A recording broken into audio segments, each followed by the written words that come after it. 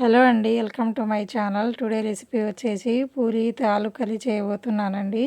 ఈ మధ్య చేయలేదని పిల్లలు అడుగుతున్నారు. దానికోసం అయితే చేస్తున్నానండి. దానికోసం అయితే ఒక బౌల్ తీసుకొని 1 కప్పు గోధుమ పిండి, 1 కప్పు పూరి పిండి, కొంచెం సాల్ట్ తీసుకొని కొంచెం కొంచెంగా వాటర్ జల్లుకుంటూ పిండిని కలుపుకోవాలండి. మధ్య మధ్యలో కొంచెం కొంచెంగా వాటర్ జలకరిస్తూ పిండి ఇలా మెత్తగా వచ్చేలాగా మన చపాతీ పిండి ఎలా కలుపుతామో అదే విధంగా కలుపుకోవాలండి. పిండి అనేది మంచిగా కలిస్తే కూడా పూరీలు బాగా పొంగి మంచిగా వస్తాయండి. దానికోసం అయితే ఈ విధంగా కలుపుకోండి. పిండిని కలిపిన తర్వాత ఒక 20 నిమిషాల పాటు నానబెడితే కూడా కొంచెం బాగా వస్తుంది పూరీలు. అందుకోసం అయితే మూత పెట్టుకొని పక్కకు పెట్టుకుందామండి. ఇక మనం కర్రీ ప్రాసెస్లోకి వెళ్ళిపోదామండి. దానికోసం అయితే నేను ఒక ఆలు, ఒక టమాటో, ఒక ఆనియన్, 2 పచ్చిమిర్చిలు తీసుకున్నానండి. ఈ క్వాంటిటీ వచ్చేసి నలుగురికి సరిపోతుందండి. మీకు కొంచెం ఎక్కువ కావాలనుకుంటే ఒకటొకటి పెంచి తీసుకోవచ్చండి. తర్వాత మనం గ్యాస్ ఆన్ చేసుకొని ఒక గిన్నె పెట్టుకొని దాంట్లో ఆలు, కొంచెం సాల్ట్, వాటర్ వేసుకొని ఆలుని ఉడకబెట్టుకోండి. ఉడకబెట్టుకున్న తర్వాత మనం ఈ వెజిటేబుల్స్ని శుభ్రంగా కడిగి కట్ చేసుకోవాలండి. ఇలాగా అన్ని నిలువు ముక్కలే కట్ చేసుకోవాలండి. పూరీ కర్రీలోకి కొంచెం పొడుగు పెద్ద ముక్కలు ఉంటేనే, సైజు కొంచెం పెద్దగా కనిపిస్తేనే బాగుంటుందండి కర్రీ. అందుకోసమనే నేను ఇలా నిలువుగా అన్నీ పెద్దగానే కట్ చేసుకుంటున్నాను. తర్వాత ఆలు ఉడికిందేమో చూద్దామండి. ఒక చాకన్నా చిన్న గరిటె తీసుకొని ఆలుని కొంచెం ఇలా లోపలికి అంటే మనకు తెలిసిపోతుందండి ఆలు ఉడికిందా లేదా అనేది. చూడండి, ఆలు ఉడికిపోయింది. ఆలు ఇలా ఉడికిన తర్వాత దాన్ని ఇలా చిన్నగా పొట్టు తీసుకోవాలండి. కొంచెం వేడిగా ఉంది. పొట్టు తీసుకున్న తర్వాత ఇట్లా ముక్కలుగా చేసుకొని స్మాష్ చేసుకోండి. నాకు స్మాషర్లు దొరకలేదు, ఎక్కడో పెట్టి మర్చిపోయానండి. అందుకే నేను మసాలా దంచే చిన్న లోకల్లోనే స్మాష్ చేస్తున్నాను. ఇప్పుడు మనం కర్రీ స్టార్ట్ చేద్దామండి. దానికోసం అయితే గ్యాస్ ఆన్ చేసుకొని బాండీ పెట్టుకొని 2 టేబుల్ స్పూన్స్ ఆఫ్ ఆయిల్ తీసుకోండి. ఆయిల్ కొంచెం హీట్ అయ్యాక తాలింపు గింజలు తీసుకొని, తాలింపు గింజలు కొంచెం ఫ్రై అయ్యాక మనం కట్ చేసుకున్న పచ్చిమిర్చి, ఆనియన్, కరివేపాకు తీసుకొని కొంచెం కలుపుకోండి. ఇలా కలుపుకున్న తర్వాత దాంట్లో కొంచెము సాల్ట్ తీసుకోండి. సాల్ట్ తీసుకున్న తర్వాత మళ్ళీ ఒకసారి కలుపుకొని ఒక 1/2 టేబుల్ స్పూన్స్ పసుపు తీసుకొని కలుపుకున్న తర్వాత మనం కట్ చేసి పెట్టుకున్న టమాటో ముక్కల్ని దీంట్లోకి యాడ్ చేసుకొని మళ్ళీ ఒకసారి కలుపుకొని 1 నిమిషం పాటు మగ్గనివ్వండి. మగ్గిన తర్వాత మనం పేస్ట్ చేసుకున్న ఆలు పేస్ట్ని అయితే దీంట్లోకి యాడ్ చేసుకొని ఇలాగా కలుపుకోండి.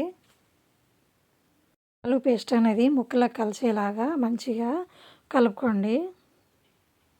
అడుగంటకుండా మధ్య మధ్యలో కలుపుతూ ఉండాలండి. తర్వాత దీన్ని ఒక 3 నిమిషాల పాటు మగ్గనివ్వండి. తర్వాత ఒక కప్పు తీసుకొని అందులో 2 స్పూన్ల శనగపిండిని తీసుకొని కొంచెం వాటర్ వేసుకొని ఇలాగా దోశ బ్యాటర్ వచ్చేలాగా ఇలా ఉండలు లేకుండా మంచిగా కలిపి పెట్టుకోండి.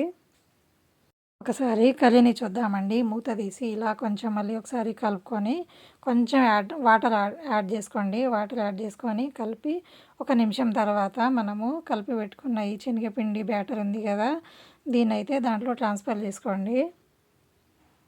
చేసుకున్న తర్వాత మళ్ళీ ఒకసారి బాగా కలపండి. అంతా మిక్స్ అయ్యి మంచిగా ముక్కలకి పట్టేలాగా ఒకసారి కలుపుకొని మూత పెట్టి ఒక 5 నిమిషాలు దాన్ని మగ్గనివ్వండి. మగ్గిన తర్వాత కొంచెం వాటర్